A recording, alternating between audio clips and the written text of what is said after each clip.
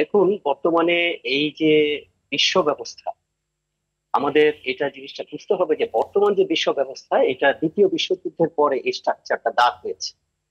এবং বর্তমান বিশ্ব ব্যবস্থার মধ্যে কিন্তু একটা পরিবর্তনের সূচনা ঘটেছে। এবং মনে হচ্ছে এই যে বর্তমান বিশ্ব ব্যবস্থার সোল সুপার পাওয়ার হিসেবে মার্কিন যুক্তরাষ্ট্র এবং তার সাথে এই G7 সহ এই যে পাশ্চাত্যের শক্তিগুলো ঐক্যবদ্ধ হয়েছে, তাদের চ্যালেঞ্জিং একটা ফোর্স হিসেবে কিন্তু IRC দাঁড়িয়ে গেছে।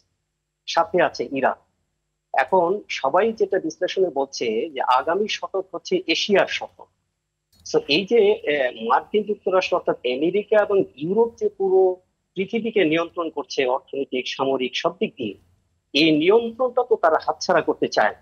ইতিমধ্যেই দেখেন যে চায়না, রাশিয়া, এদের একত্র যে গ্লোবাল একটা কনসার্ন, সেখান থেকে তারা ডলারাইজেশনের দিকে যাওয়ার চেষ্টা করছে। পাশাপাশি এই যে ইরান, ইন্ডিয়া, চায়না, রাশিয়া মিলে যে একটা বলয় তৈরি করার চেষ্টা করছে, এই বলয়টাকে কিন্তু মার্কিন যুক্তরাষ্ট্র এবং তাদের এলি এটা কখনোই মানে এস্টাবলিশড হতে দিবে না। এখন এই জায়গাটাতে এই যে এশিয়াকে নিয়ন্ত্রণ রাখার জন্য মিডিল ইস্ট একটা গুরুত্বপূর্ণ জায়গা, এবং সেখানে কিন্তু ইসরায়েলকে তারা ট্রান্সপ্ল্যান্ট করেছে। এখন এই ট্রান্সপ্ল্যান্টেশনটা কিন্তু আসলে তারা দুই ভাবে করছে। একটা হলো তাদের যেটা হলো যে সামরিক টেকনোলজি, অর্থনৈতিক সুপিরিয়রিটির কারণে তারা এই কাজটা করতে সক্ষম হচ্ছে। দ্বিতীয়ত, সেকেন্ড ওয়ার্ল্ড ওয়ারের পরে এখন প্রথমত প্রথম বিশ্বযুদ্ধের পর থেকে মুসলিম শক্তির যে পতন, সেই পতন থেকে মুসলিম শক্তি আর উঠে দাঁড়াতে পারেনি।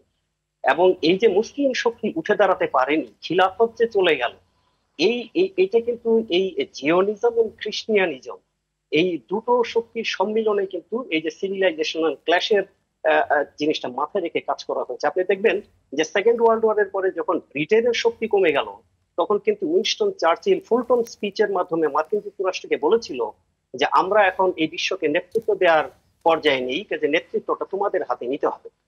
অর্থাৎ আপনি দেখেন যে সিভিলাইজেশনাল ক্ল্যাশটা কিন্তু মধ্যযুগ থেকে বর্তমান পর্যন্ত প্রবলম্বিত হয়েছে। এবং এই ক্ল্যাশের মধ্যে কিন্তু, যদিও আমরা বলছি অনেকগুলো সিভিলাইজেশনাল ক্ল্যাশ আছে, কিন্তু ফান্ডামেন্টালি কিন্তু দুইটা না, সিভিলাইজেশন এটি কিন্তু ক্ল্যাশ কখনো করছে। কখনো কখনো কোনো ওয়েস্টার্ন স্কলার এই যে যেটা ক্ল্যাশ অফ সিভিলাইজেশনকে হান্টিংটন এটাকে একটা প্রোপাগান্ডা বলে থাকে, এটা এটা আপনি কি বলবেন এই প্রসঙ্গে? না, এটা অবশ্যই প্রোপাগান্ডা না। কারণ হলো যে আয়ার নিয়ে যারা স্টাডি করেন তারা সেকুলারিজম নিয়ে চিন্তা করেন, রিলিজনকে তারা মাইনাস করার চেষ্টা করেন, কিন্তু রিলিজন কিন্তু সবসময়ই একটা ব্যাকবোন হিসেবে কাজ করে পেছনে, এটা অস্বীকার করা যায় না। এই সিভিলাইজেশনাল ক্ল্যাশটাকে রিলিজনের ব্যাখ্যায় সামনে আনতে চায় না পাশ্চাত্য, যাতে করে এটা ফোকাস না থাকে। এই যে সামনে তারা আনতে চায় না, এইটা একটা বিভ্রান্তি সৃষ্টি করে। এই বিভ্রান্তি সৃষ্টি করার মাধ্যমে দেখেন আরব কান্ট্রি গুলো, যে প্রশ্নটা আমার এই যে টেলিফোনে যিনি করেছেন যে ওআইসি এখানে কি করবে, আসলে ওআইসি তো একটা মানে এটা কোনো মিলিটারি অ্যালায়েন্স। ওআইসি এটা জাস্ট একটা ইকোনমিক অ্যালায়েন্স, এবং আইডিওলজিক্যালি হয়তো একটা এখানে একটা ফ্যাক্টর আছে।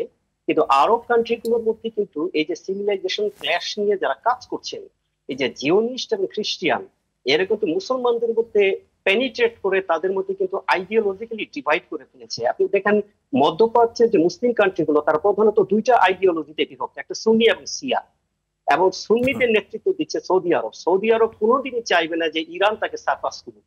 এই যে মুসলমানদের মধ্যে নেতৃত্বের দ্বন্দ্ব, এখন যদি ইরান যদি এখানে সার্ভাইভ করে, তাহলে কিন্তু সৌদি আরবের নেতৃত্বটা চলে যাচ্ছে।